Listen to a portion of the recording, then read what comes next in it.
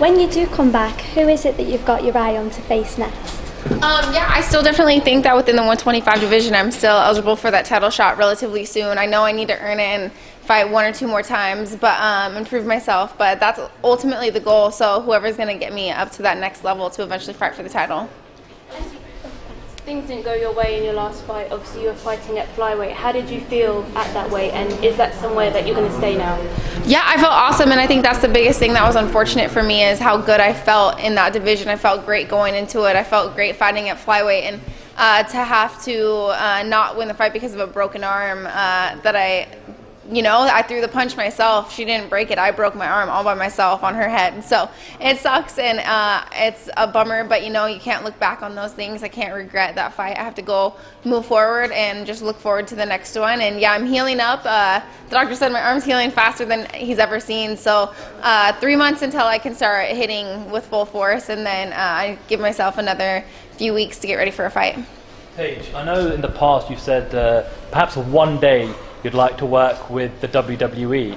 What have you made of Ronda Rousey's run in the WWE so far? Unfortunately, I haven't been able to see it. I've been so busy traveling, but I think it's amazing. It's just another platform for us UFC fighters to make a name for ourselves. And I know Ronda's going to do awesome at it, and she's going to make a name for herself in the WWE. And that's something, I'm a fighter first and foremost, but if that opportunity ever came knocking, I'm not one to turn opportunities down. So I think it's an amazing organization, and I would definitely love to work with them.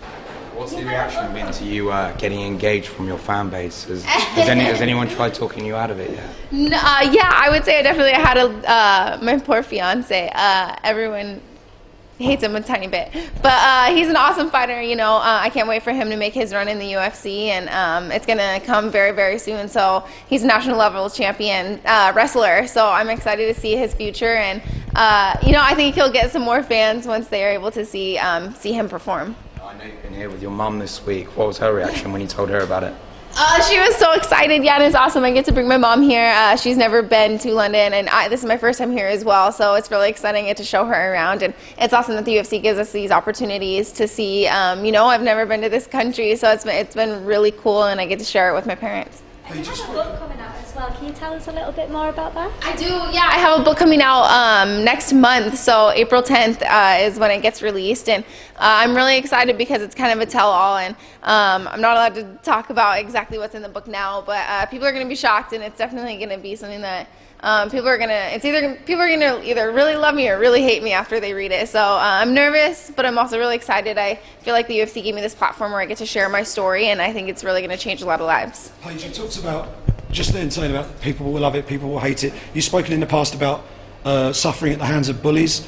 You're a very prominent athlete now. You're prominent on social media, Instagram, Twitter. You get a lot of positive feedback, obviously, but you probably get a fair bit of negative stuff as well. How have you managed to deal with that as you've grown up in the octagon and grown up as a professional athlete? Yeah, I like to say that, it doesn't get to me, or that I'm bigger than the people that are saying these negative things, but I'm not, and I'm still a person, and it still hurts, and it's still awful. And there's a lot of people who post negative things on social media, and I think they forget that us within the UFC or us on a platform, we're still real people, and that stuff still hurts. And I feel like going through everything I went through in high school, all the bullying issues, it kind of did prepare me for this platform to where I do have that thick skin. I can look at it, and it won't bother me for quite as long as I would have before. So I think I want to use my platform to just kind of share, my story. As it still does hurt today, but I want to more inspire people to, keep going and not let that negative feedback really hold you back, and to really chase your dreams. It looks like Valentina Shevchenko will get the next shot at the women's flyweight title. What's your prediction for that fight? I'm going to be totally honest. I didn't see the flyweight champion. I haven't seen her fight before, but I do know how talented Valentina is, and I know that she's beaten Joanna 3 times in kickboxing, I believe. So, and she's beaten Holly Holmes, and she's very, very talented and a very scary fighter. But at the same time, everybody's beatable. So I'm going to go into this fight watching it as a fan and a fellow competitor, and it is my division, so I'm going to go in and watch it as its potential competition. So I'm going to watch both of them. How do you think you match up to either one of those? You know, it's a good question. Again, I haven't seen the current flyweight champion fight yet. I was unable to watch her title fight. So, you know, it's really just going in there and I watch with an open mind. And then whenever the UFC matches me up with somebody, then I let my coaches make a game plan for me and I move forward from there. Paige, the other day when you arrived in London, you sent out a tweet asking for restaurant recommendations. Yes. I suggested Nando's. Have you been yet? I haven't. I've actually heard about Nando's from a lot of people, so I'm going to have to try that. Sorry, Paige, I would like to ask you about Polish girls in UFC. One of the fans asked you today about the rematch between Joanna Jędrzejczyk and Rose Namajunas. You pick Rose. Could you please tell us why? Yeah, you know, honestly, going into that, I feel like watching Rose go into that, my thing is I feel like she had Joanna beat mentally. You know, Joanna, I mean, it's just what I saw from the outside is Joanna is used to seeing a reaction from the people she fought, and she didn't get a single reaction out of Rose, and Rose just seemed so mentally strong going into it. In the fight game, it is very, very mental, and Rose just mentally was not shaken at all. So, I mean, honestly, if you go skill for skill on any given night, though they fought 10 times, I would say it's 5 and 5 for the winner. So it really could go either way. Mentally, I feel like Rose has the edge right now, but I know Joanna's going to be very hungry. She's going to want her belt back, and she's going to come full force as well. And I love both of them, so I'm excited just to watch this fight. Talking about your fight with Rose, how much did that shape your career? Because that was a tough fight, and you managed to see it out all the way to the end. And even after the fight, after everything that had happened, you still went to the press conference. You still faced the press, answered the questions. There were a few tears shed. But how much did that one day shape you as a fighter and as a person? Yeah, it definitely shaped me as a fighter and as a person. You know, I went back into get stitched up right after the fight before we had all the press, and the biggest thing is I just didn't want to see my parents. I knew if I looked them in the eye I would just start tearing up, so I knew it was part of the job. I knew losses happen, it happens, and you have to move forward from it, and it's not letting that loss define you, and you have to realize that, you know, this is bigger than my purpose in the UFC. It's bigger than just fighting. It's for so much more than that. So you know, fighting her, I learned a lot about myself. I learned that I could go through some very, very deep waters and still come out on top. I also learned I have some amazing fans that I gained from that, and you know, they got to see how tough I was and how I'm here to make a name for myself, and I'm here to fight back. And it was really exciting that I was able to gain so much from that loss, and it's all about moving forward, and people can see how tough I am, but you know, winning does feel a whole lot better.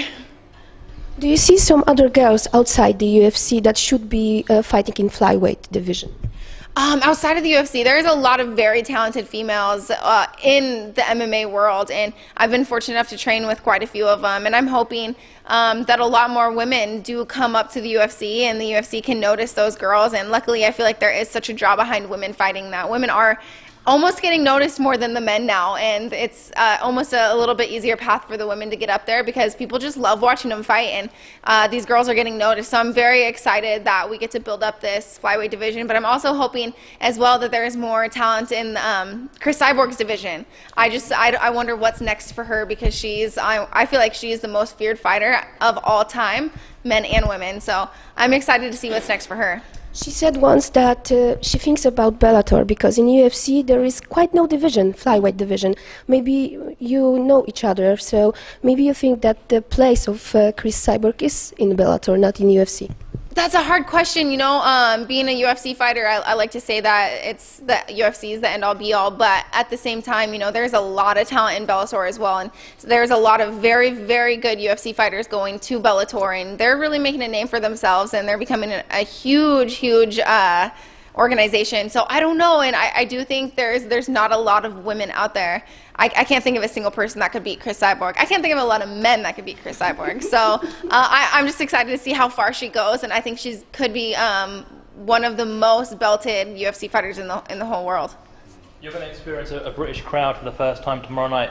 Is it on your MMA bucket list to try and fight perhaps in the UK or Ireland, somewhere here in Europe one time in the future? It is now. Gosh, you guys are so passionate about your guys' fighters, and it's awesome to come here and see how you guys reacted, like Darren Till, and it is so different from the States versus here. So I was like, gosh, I need to have more fans here. I need to come here and really make a name for myself. I've loved it here, and I've been fortunate enough to spend a lot of time sightseeing and stuff, but yeah, I would love to fight here. Thank you. Thank you.